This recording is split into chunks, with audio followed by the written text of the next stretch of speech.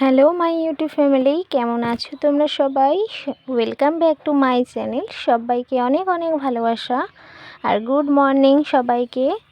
সবাই কেমন আছো কমেন্ট করে জানিও। আশা করছি সবাই ভালো আছো, আমিও আছি।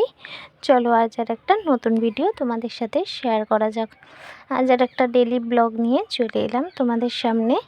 ভিডিও ভালো লাগলে লাইক কমেন্ট শেয়ার করে দিও। এরকম সুন্দর সুন্দর ভিডিও পেতে চ্যানেলটা সাবস্ক্রাইব করে পাশে থাকা বেল বাটনটি অবশ্যই ক্লিক করে দিও।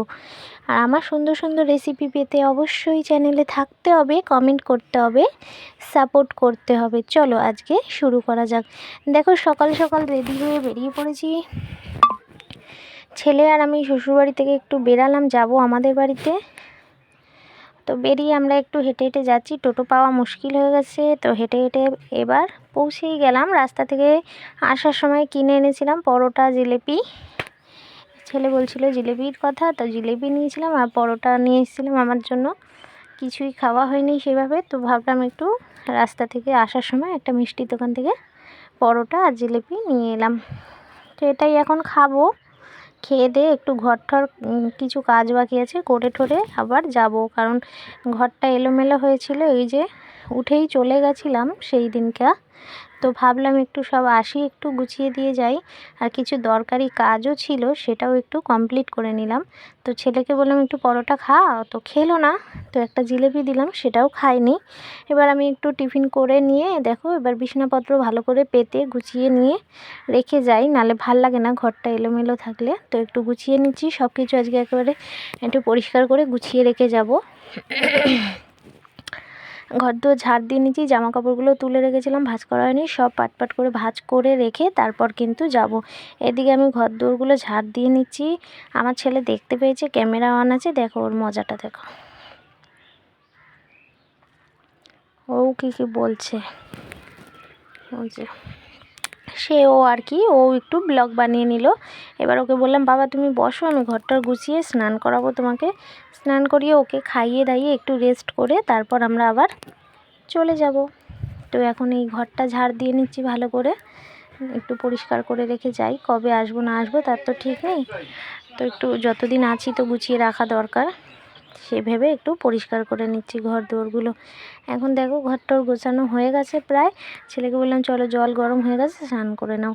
তো আমি এদিকে জল গরম বসিয়ে এসে আর একটু কাজ করে নিয়েছিলাম, মানে জলটা গামলায় দেওয়ার পরে গিয়ে দেখি খানি জলটা আবার ঠান্ডা হয়ে গেছে। এই যে দেখি মানে বেশি করে জল ভরা হয়ে গেছে বলে ঠান্ডা হয়ে গেছে। তো ছেলেকে বললাম ছড়ো, এই যে ভরে গেছে পুরো গামলাটা, আবার বসাই গরম জল তারপর করাবো।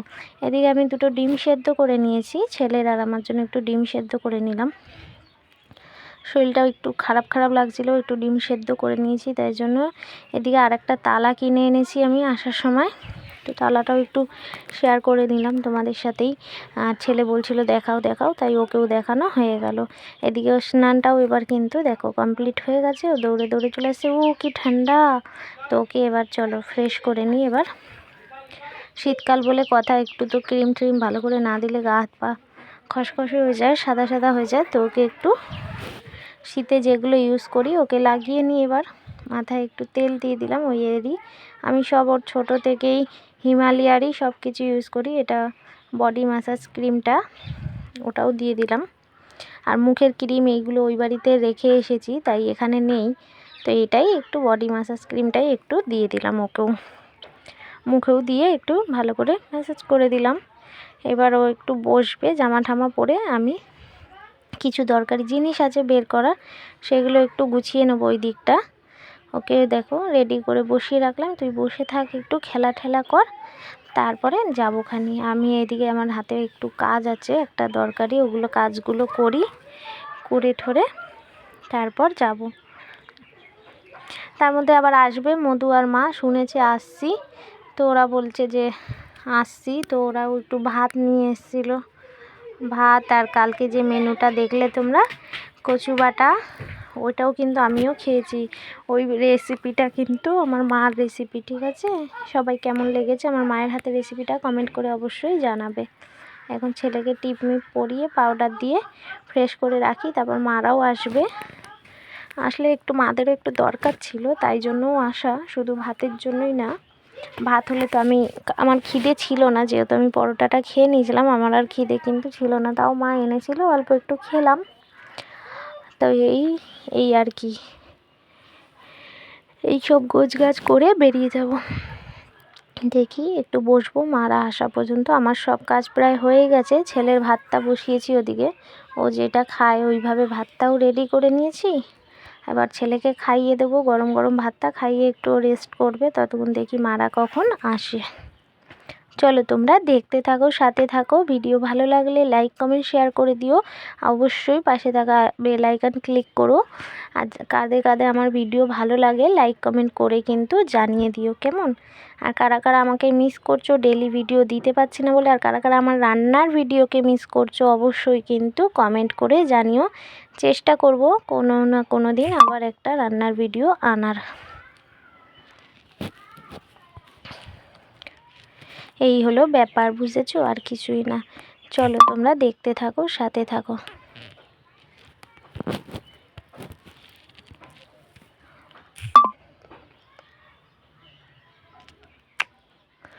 এইবার ওকে একটু খাইয়ে নিই। দেখো তালাটা দেখিয়ে দেখিয়ে আর হচ্ছে না, ও তালাটা আবার তোমাদেরকে দেখাচ্ছে। এই ব্যাপার, আর কি বলবো, ছোট্ট সোনা আমার।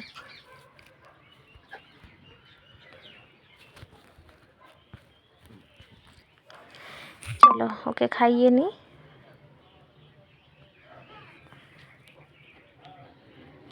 ডিম সেদ্ধ, ডালে চালে দিয়ে একেবারে সেদ্ধ করে দিয়েছি, আলাদা আলাদা আর করিনি, লেট হয়ে যেত, তাই জন্য আর আলাদা কিছু করিনি, একেবারেই সেরে ফেলেছি।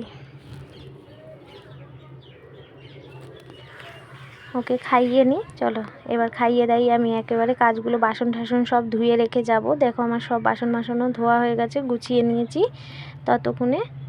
এই গোছানো হয়ে গেছে আমার। এবার দেখো আমার মা চলে এসছে ভাত নিয়ে। আমি অল্প একটুই ভাত বলেছিলাম, সেটাও আমি খাইনি, ক্যানেরটা বাঁচিয়ে রেখেছি, থালায় যেটুকু ওটুকুই আমি খেয়েছি। এখানে এনেছিল ওই যে কচু বাটাটা, যেটা তোমরা দেখলে, ওই কচু বাটা, পটল চিংড়ি, আর তোমার গিয়ে কি মাছ, পুঁটি মাছের ওই করে না বেগুন ঠেগুন দিয়ে ঝাল ঝাল, ওইটাই করেছিল। তো একটু খেয়ে নিই আমি, তোমরা সবাই সাথে থাকো। অনেক দিন পরেই খেলাম। মার পুঁটি মাছটা প্রায় অনেক দিনই পরে, আমি বানাই না, কারণ আমার বড় খায়ও না, সেই জন্য আমাদের বাড়িতে বানানো হয় না, মারা বানায়। ওই মার হাতেই খাওয়া হলো অনেক দিন। চলো খেয়ে দিয়ে দেখো। এবার কিন্তু আমি যেখানে যাওয়ার আবার বেরিয়ে পড়লাম, তালা ফালা বন্ধ করে বেরিয়ে গেছি।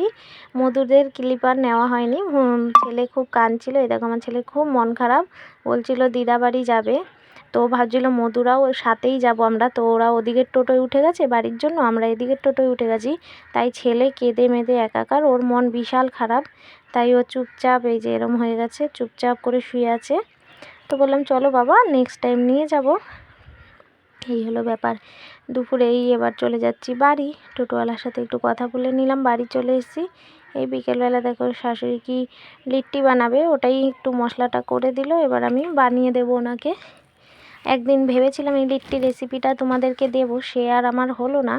আর এই রেসিপিটা এখানে বসে যে দেবো, এতটা তরিজুত করে এরা বানায়ও নি, যতটা সুন্দর আমি বানাতাম ততটা, তাই জন্য আর রেসিপিটা দিলাম না। জাস্ট তোমাদের সাথে ব্লগ ভিডিওতেই একটু শেয়ার করে নিলাম। দেখো আমার লিট্টিগুলো শেপ দেওয়া হয়ে গেছে, এখন কিন্তু আমি তেল দিয়ে ভালো করে ভেজে নেব। তোমরা কারা কারা এই লিট্টি রেসিপিটা দেখতে চাও অবশ্যই কমেন্ট করো। অবশ্যই আমি একদিন না একদিন চেষ্টা করব অবশ্যই বানিয়ে তোমাদেরকে দেখানোর। এটাই হলো কথা। ভেবেছিলাম একবার বানিয়ে ফেলবো, তো মধু পছন্দ করে না বলে বানানো হয়নি, তাই জন্য। তো তোমরা চাইলে একদিন নিশ্চয়ই বানাবো। চলো এখন এই লিট্টিগুলো বানিয়ে নিই। বলে গেছে এক জায়গা, তো আমি বানিয়ে দিচ্ছি, তাই জন্য একটু ক্লিপ নিতে পেরেছি। যখন না থাকে একটু ক্লিপ নিই, এটাই আর কি। তো লিট্টিগুলো চলো আমার ভাজা হয়ে গেছে, ভেজে নিই। আজকের ভিডিওটা আমি এখানেই শেষ করে দেবো, ভিডিওটা আর বড় করব না। আর কি বলবো তোমাদেরকে, সবাই ভালো থেকো, সুস্থ থেকো, আর আমার ভিডিওগুলোকে লাইক কমেন্ট শেয়ার করো, সাপোর্ট করো, পাশে থেকো। পাশে থাকবো অবশ্যই, একটু প্রবলেমে আছি তাই জন্য হয়তো সবাইকে সেভাবে সাপোর্ট করতে পারছি না, তবুও চেষ্টা করছি। সবাই ভালো থেকো, সুস্থ থেকো, অনেক অনেক ভালোবাসা তোমাদের সবাইকে। গুড নাইট, সবাই ভালো থেকো, শুভরাত্রি।